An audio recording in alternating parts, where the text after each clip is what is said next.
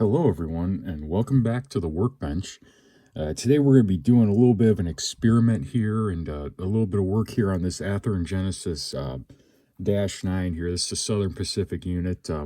Some of you might recall from a review comparison video I did, this unit has the Tsunami 2 sound in it, and those of you that watched that video will probably recall that I did not really care for the sound out of the Tsunami from the factory. Now, this does have like a sugar cube speaker in it, and it sounds pretty good. You know, the speaker itself, I'm fairly certain is a good quality speaker, but I've heard a lot of people really rave about these old scale sound system speaker deals here. So we're going to go ahead today and we're going to put this into our Dash 9 and see how much of a sound difference that makes, and how much it will improve the sound, etc. And see where that gets us to. And then we're going to, if I'm still not happy with it, I'm going to take it over and we're going to try and do some programming on JMRI and see if I can get the EQ changed a little bit to get it to sound a little bit better. So what I'm looking for in my issue with the sound, it's kind of hard for me to really describe in words exactly what my dislike is as far as the Tsunami goes. The simplest way I can word is it almost sounds kind of flat and it doesn't have a lot of definition to it. Whereas like the ESU sound has like a lot more definition as you notch up, etc. to the sound. So we'll go ahead. I'm going to make a little drawing here, essentially. And this might kind of, you know, maybe make a little bit of sense here. So we got some squigglies here. And this to me is kind of like what this probably isn't the right way to look at it. You guys probably that know things about sound will probably be laughing right now. But our Tsunami sound is it has like a little bit of a fluctuation to it, but there isn't really like that hittingness, that definition in it. Whereas like our ESU kind of has more of a real definition to everything, and it almost sounds like it has more clarity and definition in it to it. So, you know, we got our little sound wave ideas here. So we're trying to go from this here to something more like this. And the goal here is I want to try and get this Tsunami to sound good enough that I don't have to replace it with the ESU, but we'll see what happens. So sit back, relax, and enjoy, guys, as old Steve here tries to make lemonade out of lemons, or whatever the heck the saying is.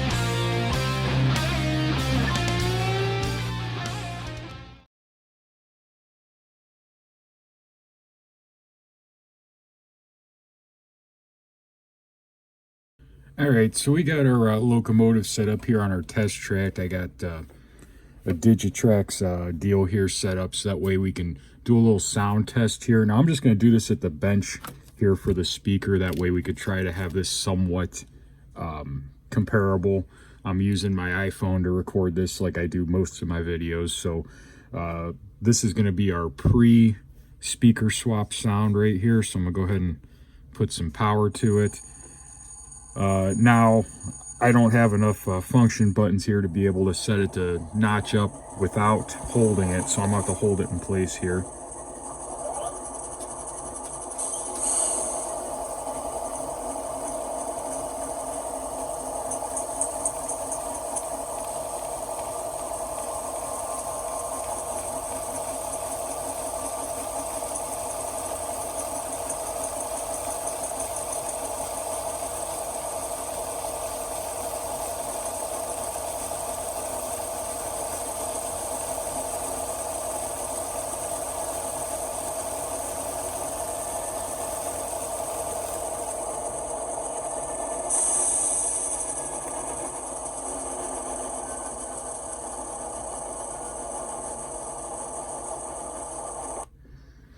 All right, so that was it. Just kind of giving it a little juice here and seeing what we can get.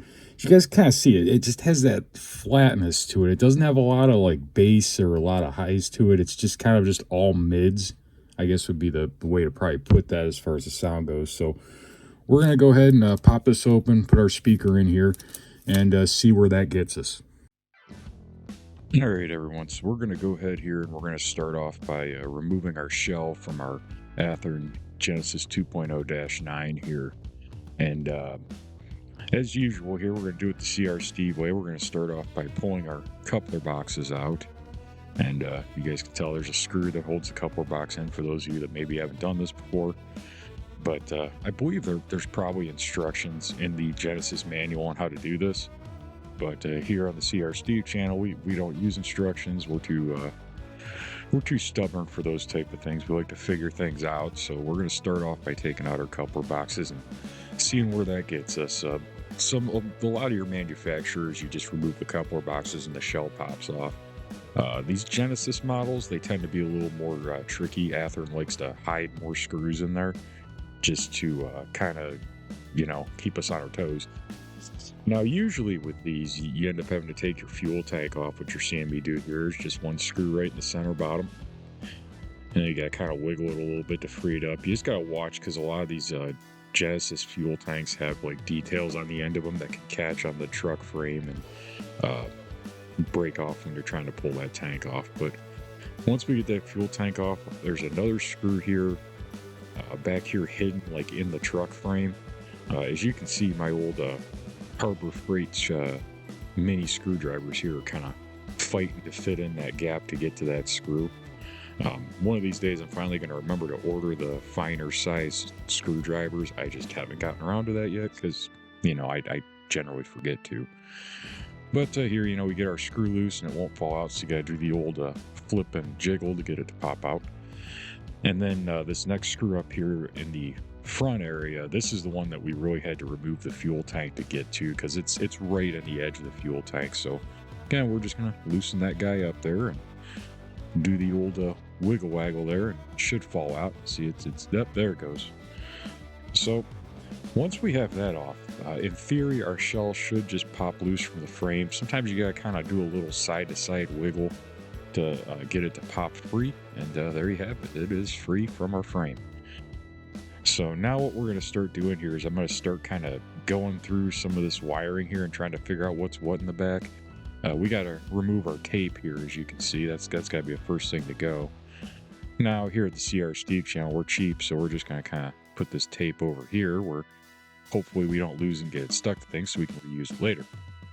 Now I'm going to start kind of trying to trace these wires out of here and see if it's just two wires hooked up to the speaker or what's going on here. You could start at the decoder kind of side, would probably be the smart thing to do and look. There's two clips that hold your speaker wires in place here. My big hand is in the way. I pop those clips off and then we could get our wires free from our board because Genesis, they just have them clipped onto the board here as well as all Athearn stuff does. But once we get those free, we'll go ahead and we'll kind of start pulling those wires back through this loom of wire mess and get those free to be able to get our speaker out there. Now, of course, all this wiring's all folded together, and I mean, it looks nice, but when you guys start doing stuff like this, it's kind of hard to get out of there a little bit because it's all tangled together. And we got to go ahead and pull our 2 screws out that'll holds our factory speaker enclosure here with these sugar cubes. Kind of an interesting design here from Athearn on these. It's not bad. Definitely a little bit more different than I expected, but overall pretty decent size design. I mean, it's got a good sound chamber on it. A little bit bigger than I was expecting, so kind of was surprised at how the sound sounded with having the cube speakers and having that big of an enclosure, but that's just what you get sometimes. And of course, I'm kind of curious here, so while we have this here, we're going to go ahead and we're going to take our chisel blade, and I just want to kind of see what how this whole setup's put together here. So we're going to pop the tabs on the side and just pop this open. As you can see, the speakers aren't even actually soldered to any of the wiring. They're just touching contact pads in the enclosure there, which is kind of interesting. But overall, it's I mean, I kind of like that, but I kind of don't. You guys that know me, watch my videos, know I like to hard solder everything. I don't like things dealing with contact pads and stuff that can change and not stay connected. So since we're leaving our wires with our original speaker, I'm just going to grab some scrap wire on my drawer here, and we're going to use that for our scale sound hookup here.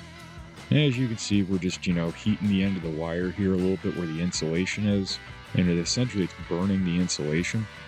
And you just, lightly do that, and then you generally can pick that insulation off with your fingernail. And that's just what I do to strip my wires. So trying to strip them any other way, you risk breaking the wire. Go ahead and throw a little solder on our speaker pads there, on our decoder. And now we'll go ahead and we'll just put our wires into our two speaker pads there. Now, as you can tell, I'm just using, red wire. I don't have red and black. Kind of gotten in the habit, it's probably not the best habit, but from doing all my ESU installs, I never really worry about the positive and negative as long as, you're connected. From doing the dual speakers, as long as you're hooking up both positives and both negatives to the same pad on the decoder board, it's not an issue. So kind of stick with that same thing here. As you can tell, the Scale Sound System speaker actually has the positive and negatives hooked marked on the actual speaker. I didn't notice that until I was editing this video together, because you guys can tell how much I pay attention to things. The things it's funny when you're doing a project, the funny things you miss when you're working on something that you just don't notice until you're looking at it, looking back at it. And here I can see where that one end has a red on it and the other one has more of a black spot on it where you should hook up your factory wires, but is what it is. So we're going ahead and we're putting our screws back in for our speaker here. This is like I believe it's a Genesis Universal 1, I believe is the part number from Scale Sound Systems. You go to their website, it's just the drop-in replacement for the Genesis Sugar Cube speaker setups from Athearn. When you look for this -9 or AC4400 speaker, when you get to that Universal Genesis deal, you could actually see a picture of it in one of these, so that's how you kind of know it's the right one. I'll try to put a link in the description for these for any of you interested in picking them up. But here you can see we got to shorten up one of our wires. We're going to go ahead and connect these here, and we're going to do a very similar deal to what we did with the other end of the wire. We're just going to go ahead and take and burn the end of that insulation, get that off. And then now here for the actual connection to the speaker, I'm going to put a little bit of solder on the wire itself, as well as a little bit on the actual contact pad on the speaker there. So just, put just a touch. You don't want to put too much solder on that speaker, because those little tabs that you're soldering to could pop out because they're so fine and that everything's so thin. I've had a lot of issues with that in the past, so I'm kind of ginger with that. Just get it on there just enough to stick on there well. And we're going to go ahead here, just a little light touch of the soldering iron from our wire to our little contact pad deal there, and they'll be good to go. Now, as you can tell here, I have that one wire's a little bit longer than I like the stripped off part, so I'm just going to go ahead and I'm going to shorten that up a touch. I try to keep those as short as I possibly can, so that way if a wire does come loose, it can't touch the back of the speaker and burn up the decoder or the speaker or any of that stuff. So I try to keep those trimmed up pretty good, but sometimes when you're going to put them on there, you might touch the insulation a little bit and burn some off, and you got to redo it a little bit. So just take your time, don't rush this stuff, guys. All this stuff I show you guys it's very simple. You just got to take your time, don't rush, and just take your time and don't rush. That's the big thing. Really, soldering and all that isn't any harder than you make it. It just takes a little practice and kind of understanding how it works, doing it a little bit. But the only way you're going to get there is by doing it. So we got our wires on there now. Kind of, doing a little tug test there. Make sure they're not going to pop loose. And we'll go ahead and I believe we're going to go ahead and put our tape back on there now. Through the magic of video editing, I don't know how the tape got from the back of the shell to over there laying there, but it did. So we'll go ahead and we're going to put our tape back in the same place here. Try to hold down our wires nice and neat.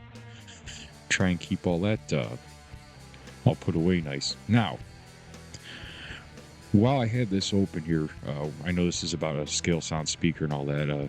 Big Steve here figured, I got this thing opened up. Why don't I try to throw this keep alive in here? I got this Soundtracks keep alive. I should try and jam that in here while I'm at it.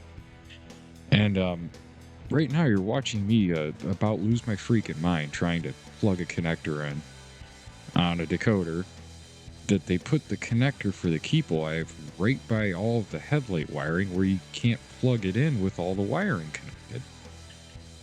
I could not get that dang thing to plug in there. And guys, I was literally losing my mind with this here. Yeah, you can see the thumbs down. That's how I feel about that. And then I'm looking at this here, and I don't even think that keep alive's so big, I don't think it'll fit in the shell anyway. So, this Tsunami stuff drives me nuts, guys. That's one of the reasons I'm an ESU guy, because just things like that, you got a connector, you have to connect. You don't have solder pads or anything you could use, at least that are plainly labeled. I'll say there might be on there, but I don't know where the heck they are. But, you have a plug and play kind of deal, and you can't plug and play it. Just stuff that makes me crazy, guys. So it's just not to go on a Tsunami rant here, but I just wanted to add that in there because, like I said, I figured I had this thing opened up, and we'll throw that in there too. That'd be kind of we'll knock out two birds, one stone. Already got this open. But anyway, we got our shell going back on here. We were careful not to pinch any wires when we put our shell on, but now we're going to get in a fight with trying to get a screw back down into a hole here, as you guys can tell. So we got to go ahead and we got to put these screws in for the body here in the center first. I always start with those whenever I have these center screw deals. And then I'll do the couplers last. So go ahead and get all those in there. And we'll have to throw our fuel tank back on, of course. And our single screw to hold that in place. And of course, last but not least, we'll put our couplers back in. Always be careful when you're putting these couplers in, guys, just to make sure you don't pinch the coupler cut bar on the top of the coupler box when you're putting them in. They can kind of tend to hang up and you can end up crushing them, which is no good. So be careful when doing that whenever you're doing that there, putting them couplers in.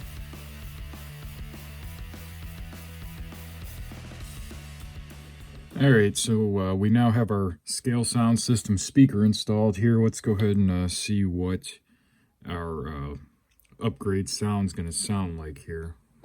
Let's see what we hear for a difference.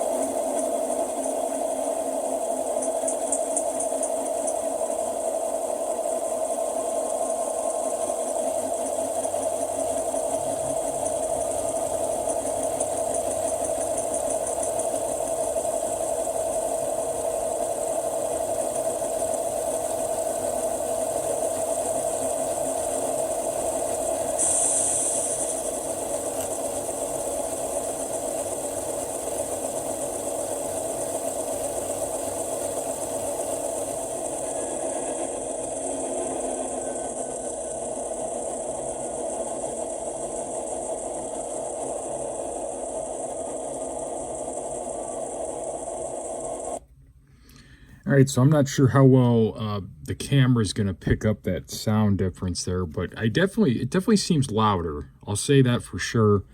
It does seem a little bit louder, not loud enough to drown out the wheel noise and stuff from me sitting here having to hold it while I do this, but it is noticeably louder. And I did notice a more deeper tone to it. Not a lot. I'm really hoping the camera, the microphone on the phone will pick that up and you guys will actually be able to hear that. It does have a little bit of a deeper tone, not majorly big, so a little bit louder, a little bit deeper tone. I will say it did sound better than what it did, albeit we still got work to do here. So let's head over to the layout where I can go to my programming computer and fire up JMRI and see what we can kind of fool around with there, and maybe we can pull a little bit more good sound out of this unit. All right, so we've got our EQ played around with here a little bit more, and I'm actually using the settings that are direct from Scale Sound Systems. A shout out to them. I think it's JT Burke, if I'm remembering right. He actually commented on one of my videos about a video he has that kind of goes through the whole adjusting the EQ and everything with this Tsunami stuff. I think I've mentioned before, guys, I've been playing guitar for like 20 years, so I know a little bit about EQs and stuff, but it's kind of way different in these sound decoders than what it is on like a guitar amplifier, at least in how everything's shown. So I watched that video and kind of went with the settings he had in the video here, and we're gonna go ahead and fire this up now and give you guys a little taste of what this sounds like now, and you guys can kind of decide for yourselves how it sounds.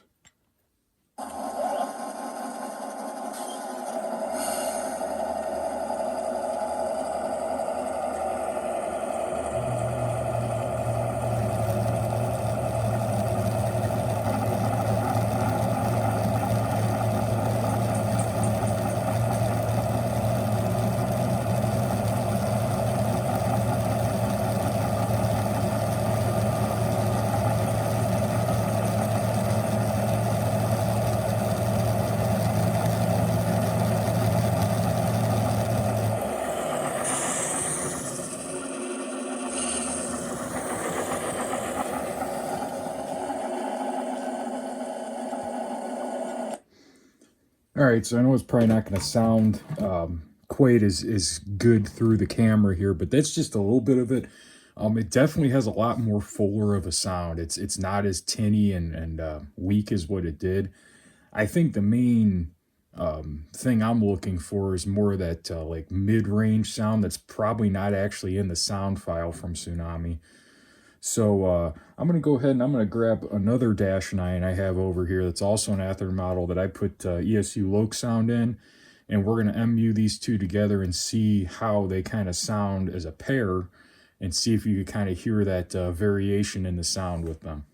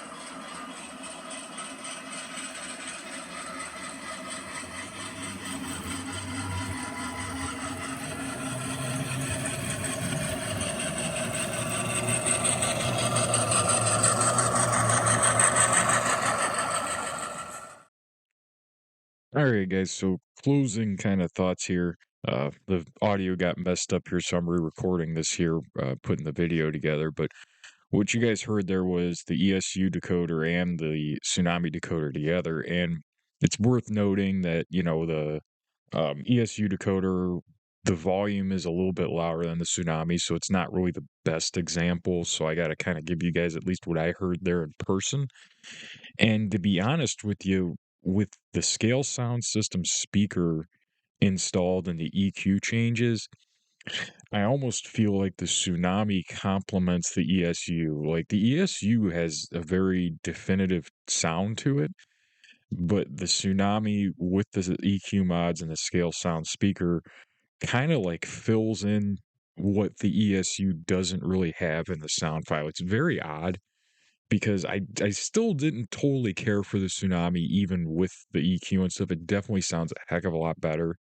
I definitely would recommend getting the speaker and doing the modification and stuff, but it still just didn't have that like thumpingness that the ESU has. But I was very pleasantly surprised when I put these two together. Again, it's probably not going to come across very well in the video just because you're dealing with pretty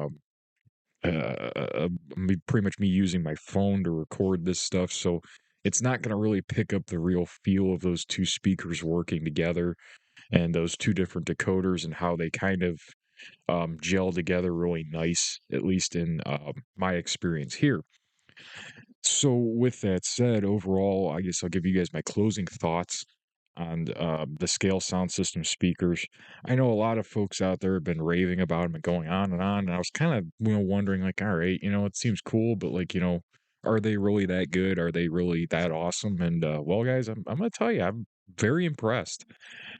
Um, Now, am I gonna go and change out every locomotive I own to a scale sound speaker? No. Am I gonna be, swapping them into every brand new locomotive I buy? No. If they already have a sugar cube speaker in it and it sounds pretty good, I'm gonna leave that in there. Now, I do see these scale sound speakers as being great for things like this Genesis model where it left more to be desired as far as the sound goes. And I will also note that going forward, all of my custom builds, I'm going to start using the scale sound speakers for, because the price point, they're pretty much the same price as what I was paying for the two sugar cubes, but it comes with a built enclosure already. The nice thing about Scale Sound is they make different sizes of enclosures so that you have different things to work with, and they basically have the same exact size enclosure I was already building for all my custom stuff. So I was very impressed enough to go. I'm going to be going that route going forward. But again, I'm not going to go through and swap every locomotive. That would just be economically ridiculous for the hobby. So overall, guys, you guys put down in the comments what you think of them, and you guys tell me. I'm very impressed. I really do think there's a great speaker, and I look forward to doing some more stuff with the scale sound speakers in the future and seeing how great things can really sound going forward. So, as always, guys, I'm CR Steve. I want to thank all you guys for watching. If you have any questions or anything, leave them down in the comments. I'll do the best to answer. And I'll see you guys in the next video.